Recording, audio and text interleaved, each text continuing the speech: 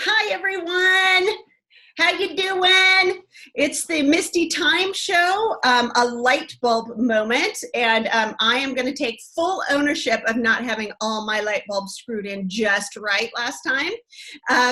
When Tiffany and I tried this before, I messed it up, and in turn, there was no show last week. But guess what? I figured it out. So one, everybody, I'm going to start out with welcoming Tiffany Eller. She's not only a friend of mine, she's a beautiful human, but she also has an amazing podcast, the Body Story podcast. I want to make sure I get that right. Yeah. And then also she's a graphic designer. She is also a host of a pun slam. Yes, you heard it right, a pun slam. And with a name like Misty, I come up with a few once in a while. So also she's a mom, and she's much younger than me, and that's okay for me to talk about right now and say, because in this show today, we're going to talk about all things about aging and body positivity and all of that. And so first, everybody welcome Tiffany. Yay! Hi, thank you for having me. All right, so this is the story. Tiffany hangs out with some chicks that are a bit older than her, like we could be her mother. And one time there was a group of us and we were all talking about stuff like girls do. And she actually mentioned that she had never really heard so much negative body talk out of a group of women. And we kind of didn't even realize we were doing it at the time. And I actually had an offline conversation with her about it. And I was kind of digging deep into about that, because I used to think that I was going to age so easily, as they say, gracefully. I was going to be that older woman who had no problem with growing older. And I was wrong. Oh, so wrong, right? Yes, I enjoy the wisdom, but no, I don't enjoy the hot flashes. So Tiffany and I've talked about this a few times, whether it have to do with shaving your legs or your armpits or not, or whether you're like me, you were a teen in the 80s or like early 80s, and it's just a different mindset, right? And then with social media. So welcome, Tiffany. Tell us more about you. And now that I've bragged on what an amazing human you are and why you're here, tell us more about what you do and why you are so much about this new body positivity movement. Yeah, thank you. So I'm really happy to be here. I am the host of the Body Story podcast, like you said. And the Body Story podcast started as a passion project of mine because I love talking to people, and I love talking to people about their bodies, but there's not always, like, there's a time and a place where it's appropriate to talk about that kind of stuff. And I personally have a body story that I've shared publicly to help others that might have gone through some similar things. But as I shared and as I knew I wanted to help more people, I realized that my story, while yes, helps people, it's not necessarily universal. It's not something that everyone could relate to. So I wanted to feature stories from all over the world, from all different experiences and backgrounds, so that we could get more of a sense of what other people are going through in their own body stories and how beauty standards affect the way they see themselves, or just how we overcome our own body shame, because there's a lot of it that's been instilled in us for generations that I think now what the body positive movement is trying to address is kind of undoing it, seeking out like fat liberation and intersectionality, where we see more types of bodies represented, more types of experiences represented and honored, really. So that's what I aim to do, and it's something that I found that I love it so much. So well, you're really good at it. And I have a question for you. You mentioned about talking to many different people about the body issues. Have you found anything that's like a common denominator that that we all kind of share as human beings with this body that we were given? Short answer would be not feeling good enough, being told that we're not good enough, or even inadvertently being told that we're not good enough when we're growing up, even comments that are said passively can stick with us for years and years, even if the person that had said it to us, like, it wouldn't have even crossed their mind that the thing they said was significant to a person. So those are the types of experiences that I hear most about from my guests. It's just like, my mom used to say this thing about her body, and then I started to think that when I had that characteristic, it wasn't good enough. Or a coworker said this to me one time, or said it about someone else that had a similar characteristic to myself, and then I knew that I wasn't normal. So I think it's just that we all have body shame, that we all are either in a place where we don't accept all of us, or we have been in a place where we don't accept all of us. And that seems to be a universal experience. And that's really sad.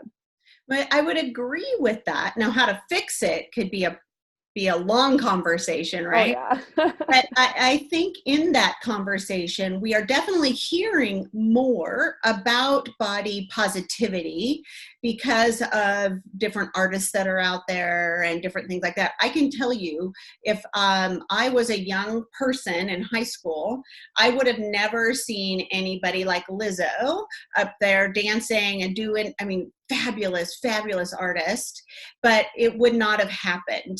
We were in the era of Christy Brinkley laying across cars for Billy Joel.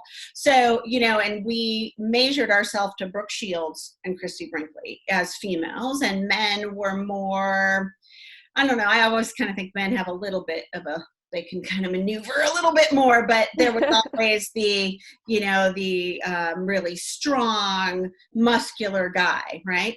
So Right. Now I would definitely say that I see something a little different. So I'm hoping it is evolving. Yeah, I would like to say that it's evolving. I know that because of social media and the way that people use it, it's become a platform for people to stand up for what they believe in. And so more voices that are standing up for body positivity or body neutrality, which just means that, like, you're not, maybe not in love with your body all the time, but you're in a neutral place with it. You're like, this is my body, this is my experience, I don't have to worry about it. Nice. So with that, we all see the models on social media still. We still see that laying across the car culture is still alive and well. But I think that the more we utilize social media as a collective, as individuals, as people that aren't influencers yet, to talk about these things, the more we're going to see that body positivity, body acceptance, body neutrality is going to become more and more accepted by people. And the more people accept it for themselves, the more they can accept it for others. And we can stop the discrimination against, people that are fat, people that are living in disabled bodies, race and all this stuff that people get discriminated against for. I think that's the main goal of body positivity, is to address the injustices that come with the shame. And you used a couple phrases that I think some of the people watching today have never actually heard before. So can you tell us some of the new language around this body positivity movement? Yeah, well, what did I mention that caught You your neutrality one? Body neutrality is Yep. is more or less, sometimes you like your body, sometimes you don't. Yeah, you're just neutral. You realize that you have a body, it's there. All you have to do is keep it fed, keep it clothed, keep it well slept. And the goal of body neutrality is to just not have to think about your body all the time, because especially as women, we're taught we need to stand up straighter, we need to have bigger boobs, we need to have more makeup on, our hair needs to be perfect, the clothing needs to sit right. So, and that's not even all. And oh, no, there's so much. There's just, I can't even begin to describe what men go through. Because let's talk about eyebrows. The new everybody's about the eyebrows everything. right now. So body neutrality is just being okay with your body, but not necessarily thinking you're beautiful. Another big part of body neutrality is knowing that beauty is not the only standard or even really a great standard to hold for yourself or people. Like, you don't have to be beautiful to be worth it, and therefore you don't need to believe yourself to be beautiful in order to have a positive relationship with your body. So that's what body neutrality like is. I kind of need to stay in that statement right there, because the idea of knowing, I think we all kind of know, yes, we're more than our body, but if you're constantly all day long only getting praise because of your shape or what you look like or whatever, it becomes what you are in the world. And I don't say this by not knowing. My mother, that was my mother. My mother was truly one of the most beautiful women ever. She looked very similar to Elizabeth Taylor and had the shape. And she worked in entertainment business, and she was super talented. But, you know, as she grew older, she struggled even more than I do, but I know some of her stuff is on me, about not really ever knowing her beautiful self on the inside.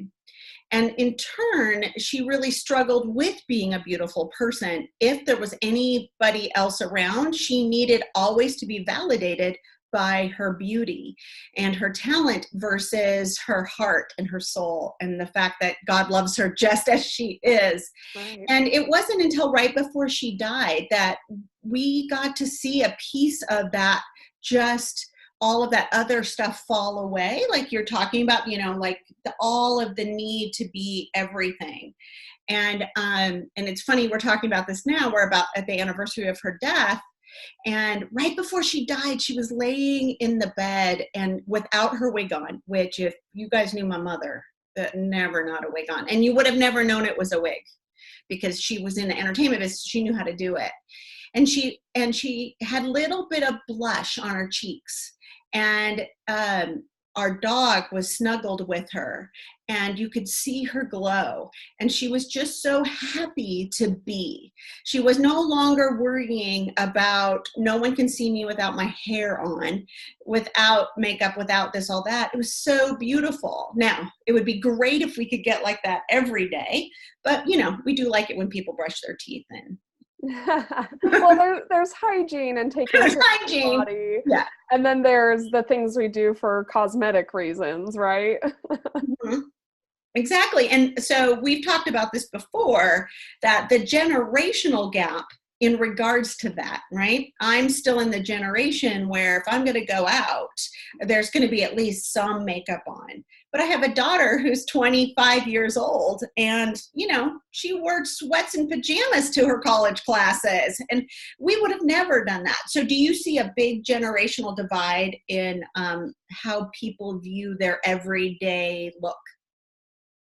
Generally speaking, yes. I think there's a lot of different facets that go into it as well, such as, like, if you work in corporate, you're going to have to spruce yourself up a little bit more when you go to work versus being a freelancer like I am.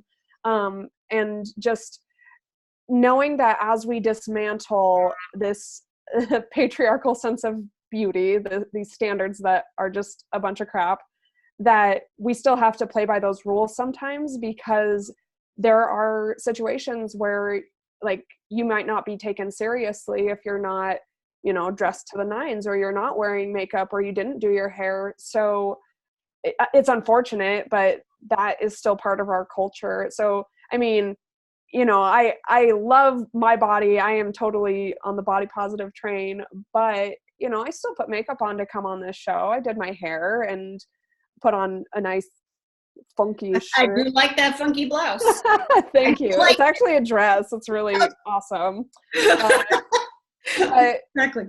You know, there's still like this culture of keeping up appearances. And I think that in that culture, what I like to challenge people, and I believe I've challenged you on this before too, is that whatever beauty rituals and routines you choose for yourself, make sure they're your choice. So, you know, for example, Misty, you and I have talked about, like, I don't like shaving. I don't like shaving under my arms. I can't handle not shaving. Exactly. Like, I feel itchy, like I have to. And so you made that decision because it was your decision. But what I realized for myself when I was like 26 or something was that I had been shaving my legs since I was in 4th grade because I was like, okay, every girl here has their legs shaved, and if I don't, I'm going to be the one that stands out, and guys don't want to date a girl with hairy legs. Like I was doing everything for other people, and once I realized that that was the reason I was doing it, I was like, why am I doing this for somebody else? If I don't enjoy shaving, I'm not going to do it. But it took me a long time to get to that level of my own confidence that I could make that decision, because I knew I would be kind of a, I don't want to say outcast, because I haven't been outcast for having non-traditional beauty beauty standards, I guess. But well, I think that what you said there was super important. It's about when you came into your own self and your own confidence, you knew that you were fine with not shaving, and it didn't bother you that some people did and some people don't, and you didn't have to fit into that mold. Right. I think that we all want to belong. I have never met a human yet that is a true outsider. Like they want to belong even to their outsider group. Right. So we all survival. Yeah, it is part of survival. It's natural and it's fine. And we need people, right? Like people need people. Like there's a song, I think. So ultimately, it's important to have the confidence to be truly you and to feel fine. And I will tell you, I am different than I used to be 20 years ago. I go to the grocery store without the makeup on and that kind of stuff. And whoever invented yoga pants, I can't thank you enough because it saved my life. So, but that whole piece, I do believe that, yes, you still need to, if you're going somewhere for a job or whatever, you really should show up looking whatever you think your best is for that, like you care. Yeah. Well, and the thing is, your best is going to be different than somebody else's too. Like, for example, like if we're talking corporate culture, somebody my age might go in wearing sleeveless or like a tank top, whereas somebody else would not, because traditionally that would be, I don't know if it was considered scandalous or. Yeah, it was scandalous. Trust me, I come from that corporate background. Right. You did not show up in a blue blazer with a full on, the blue suit was the thing, whether you were female or male, you needed to be in a suit, and your skirt couldn't be too high. And then, there were nylons back then. Oh God, those are gone. And that whole thing, it was a look. And you could almost spot our type of salesperson just by, they work in the because we wore, quote, the uniform. Yeah. So like even if you're dressing your best and it's not traditional, I say power to you, but you might get different reactions. It might not be the job for you. It might not be the job for you. I think that's just the risk you have to take to challenge the status quo in anything, is you have to be willing to maybe not be accepted at some point. And not everybody is ready to do that, but those that are do, and you notice. So well, Tiffany, I got some feedback, some questions from some of the watchers, and because I sent out, if you want to follow me, go to Misty Tyme and type in, and you'll get wonderful notices before any of the shows. And I love to get feedback about what do you want us to talk about. Well, I said, does anybody have body issues they want us to discuss, that kind of stuff? And I had a wonderful email, and I'm sure she won't mind. Lisa Strickland wrote in and said, well, I didn't until the Super Bowl. I was feeling fine about myself till the Super Bowl. And true that. And so, it's definitely still looking at society and then being funny and real, and then giving people who work like that is their job. Those two women work so hard and are so talented and deserve every muscle they have, because I haven't worked that hard. So I give them major kudos. What did you think about the Super Bowl show? I loved it. I think that all of the discourse about it is just stirring up stuff that doesn't need to be stirred. But I think that we have to remember that there is also a cultural aspect to Yes. what they were doing. There was a lot of Latino culture in there. And, you know, all of the Latinas that I have on my Facebook feed, they're all like, yeah, we loved it. So, and I know that's still a small sample size. It's not. No, but I everybody, agree with but you. It's a context thing. Now, was my 13-year-old son, his face was red, and he actually said, I don't think I should be in here. see, but is that due to the culture surrounding women wearing that type of clothing and doing that type of dance? Because my 3-year-old hasn't been exposed to that. If she watched it on TV, she would just be like, oh, look, dancers. So it's all about how we talk about it and talk to our kids about it. So the more shame that you subscribe,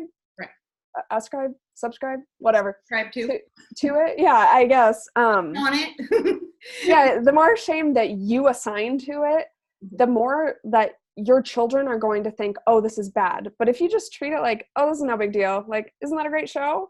Right. They're going to be like, oh, okay, so this is okay. And there's something about taking away the taboo of whatever it is you're consuming, that once it's okay, it loses its appeal a little bit.